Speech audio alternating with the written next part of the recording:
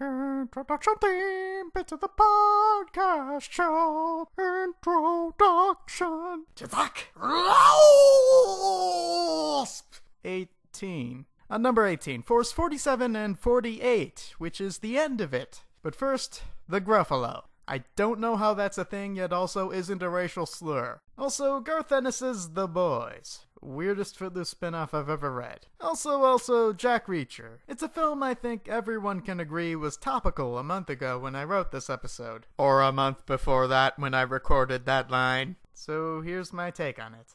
Pretending to clear my throat. Now you listen to me. I'm Tom Cruise character Jack Reacher, and I have to solve this mystery. Damn it, Jack, why should I trust you? Just because you solved mysteries and had a series of adventures on a magic purgatory island with the most diverse group of people you could imagine? Oh, hush now. I'm Tom Cruise. Just stare at my chest and everything will be fine. But we're talking on the phone. Oh, wait.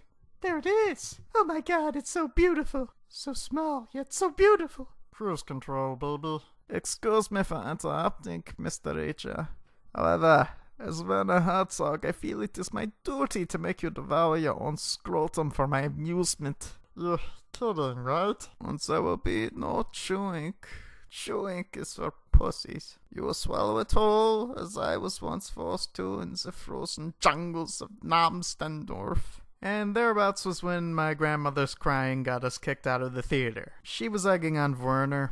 Force 47, the 47th episode. We begin in the summer of '69, where some Japanese boys wearing a wife beater. And with that established, we move to the moon, where it appears that Team Fjosengard have traveled with their moon base back to 1969. Or it might be present day, but there's no indication, so I'm assuming that's where they're going with this. Our unfortunately important character, Boring Douchebag, is standing outside the moon base, unfortunately wearing a spacesuit. Force goes to check up on our unfortunate son, and for lack of fortune, it causes him to speak. I believe I know who I am now.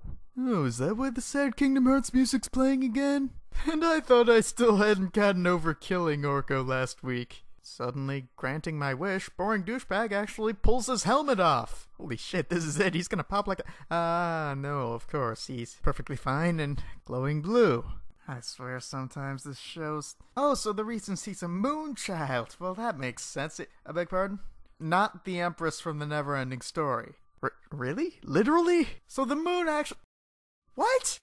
Intro sequence to take this in. Is that helping? Boring Douchebag explains how moon children are born by explaining that the Toot Switch gave him memories of before he was born. Where we see the green-eyed man and Boring Douchebag's father wanted to use the Toot Switch to reach Space God. Except the green-eyed man was being a dick about it, so he was making evil space monster switches and had Strawberry Ice Cream Head Lady Man kill Boring Douchebag's father. Of course, the flashback realizes now it skipped the part where it explains how he is Boring Douchebag's father, so we go to the day before his death. It was at this time, a couple implied years after they found the Toot Switch, that it gave birth to a human baby. Or at least it was a kinda human-looking baby. And the baby materializes in the moon base, where luckily Boring Douchebag's father was hanging around for a couple years. He picks up this miraculous moon child and christens him Captain Badass Motherfucker the Impact. He then takes a closer look at the baby and calls him Boring Douchebag. So with nothing else to do, he mails Wee Douchey to Earth and gets busy dying. Okay, so what really happened is Lady Man felt guilty for the murder, so he teleports Wee Douchey to Earth, drops him off at an unspecified relative's, and assumed everything would work out if he claimed he was the bastard son of their dead astronaut cousin.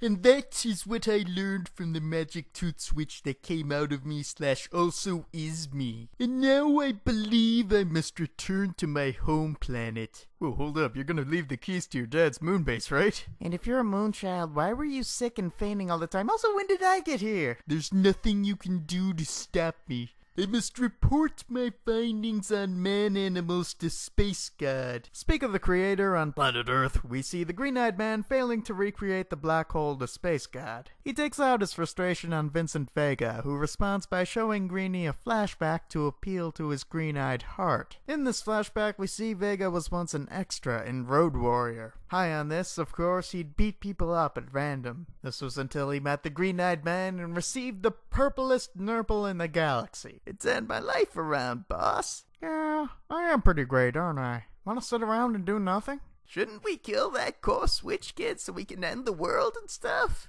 Yeah, whatever. Meanwhile, Endorser, boring douchebag, is packing books for his pan-dimensional voyage to Space God. Fjosengard shows up, but before he can so much as save the scene, boring douchebag asks him to return the Force switch. I believe my inner tooth switch told me the power of Force would be used to open the path for the Moonchild to return to the planet of Space God. But you told us your father made the Force thing from studying the space switch that spat you out after a couple years for some reason, and where do I keep coming from? Space God works in mysterious ways, and I was fainting because I hadn't hit moon puberty yet. All the questions sufficiently answered. Distractionally, on the moon, we see the rest of Team Fjosengard doing what they do best. Moping to fill time. But suddenly, Vincent Vega casually walks into the scene. He helpfully explains that Orko did find out about their hidden moon base last episode, so he kinda is in the know on that. Donna Troy jumps right on Vega, trying his special, unique 1-inch punch attack that he's so well known for. But as he's a fish and not Bruce Lee, it does nothing. So Vega wrecks up the place, most likely killing them all. Back to planet Earth, we see Fjosengard and Douchebag have moved to the planetarium. Herein is where they place the emotional part of the episode, which you can tell because they're playing the somber orchestral version of the show's hamburger-based theme song. Very, very, very good. So very, very, very, very good. Who played Buster Groove? This guy.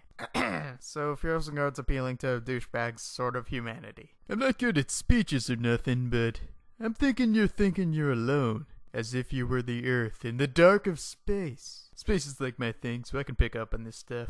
But you're not alone, my friend. There's that lady man guy who died after killing your dad and leaving you to be raised by your abusive uncle you never talk about. He said he was like the moon once. And you know what? The moon's pretty much a planet to me. Oh wait, he died though. Well, he said the green-eyed man was like the sun, right? So there's that guy, and I think that fish guy had like a meteor theme, even though he's always doing this Bruce Lee crap and making tiny planets on his fist. Look, I'm just trying to say that I accept you for who you are, which is a planet. And there's lots of other planets and trans-Neptunian bros out there. So go and tell Space God all about him, you boring ass son of a moon. Papa Jorin, we were here to convince him to take out the green-eyed. Screw it, I'm just gonna roll with the moment. I won't miss my douchebag, though the timing's a bit bad. I'm sorry, it seemed like it would be cute or sad to sing right there. It's all quite a touching blah moment. Later, meanwhile, Rainbow Joe walks out of the school looking as though he has just killed a drifter. He stumbles into Fjosengard, who seems to be walking to class 7 hours late. My young friend, as this could be my last meaningful appearance, allow me to have a voice. For you see, I've just killed a drifter and have some issues to sort out. But perhaps more importantly, you may want to stay away from the trans-dimensional locker to your moon base. It's a bit, occupado at the moment. Fjosengard, Douchey, and Excitable Girl take the quest hook and make a beeline for the moon. There they see the base is in ruins. Sort of. Well, the shell of the base is completely intact, but Team Fjosengard's stuff is all over the place. And we see the rest of Team Fjosengard lying down. None of them look terribly injured, but some days, you know, it's just too much work to get up. Oh, and the Green-Eyed Man and Vega are still there. Oh, that explains it. Team Fjosengard's there because of a hostage thing that was about to go down. Definitely that. Seeing Fjosengard and Douchey, though, the Green-Eyed Man just breaks a window, which causes everyone who isn't a space monster or moonchild to be sucked into the vacuum of spell. Of course not. Team Fjosengard just walks to the door despite the slight breeze and makes it out fine. Except Excitable Girl, who slips, but boring douchebag uses his 95 pounds of moonchild to pull her back from the void of space. Boring douchebag then shuts the door to the window that was smashed. He then goes outside the base to use the power douchemick to smack down Vega and Greenie, both of whom are outside by this point, taking a moon smoke break. And now, for reasons unexplained because he didn't do a voiceover for this scene, Donna Troy encapsulates boring douchebag in his blue transformation meteor, in which we see Fjosengard has hitched a ride unsuited. Hey Douchey, look, I know you're busy fighting these villains and crap, but here's my force switch. Just go on back to Space God. It'll be cool. That is acceptable, however. I believe there shouldn't be a breathable atmosphere in here. Unable to either respond to that or stomach Boring Douchebag's voice for another moment, Troy flies back with Fjordsengard to the moon base, leaving Boring Douchebag to strap on the force belt. A part of me believes I should go somewhere safer before doing this, but fuck it. Henshin go, moon baby! And that is when the unforeseeable happens. The green-eyed man who had been standing a few feet away does something. Specifically, he space kicks Boring Douchebag and crushes the toot switch, which was also sort of him. And then, could it be? Yes, it finally happens. Boring Douchebag dies! Yes, he melts into the space dust from whence he... Oh, fuck, Space God's gonna bring him back for a movie, ain't he?